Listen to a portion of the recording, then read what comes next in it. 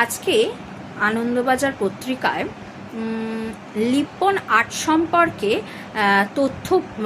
তথ্য দিয়েছে এবং যে তথ্য কিন্তু ভীষণ ভীষণ আগ্রহের সাথে জানতে ইচ্ছে করে যে লিপ্পন আর্টটা আসলে কি। সেই লিপ্পন আর্ট সম্পর্কেই আজকে আছে ভীষণ সুন্দর এক তথ্য।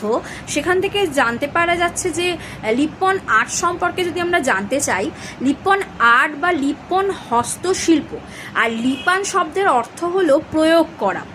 তো এই লিপান হস্তশিল্প কিন্তু এই গুজরাট এবং রাজস্থানের মরুভূমি অঞ্চলের এক ঐতিহ্যবাহী সূক্ষ্ম হস্তশিল্প, যেখানে বিভিন্ন রকমের মোটিভ ইউজ করা হয়। মোটিভ বলতে থিম, অর্থাৎ প্যাটার্ন।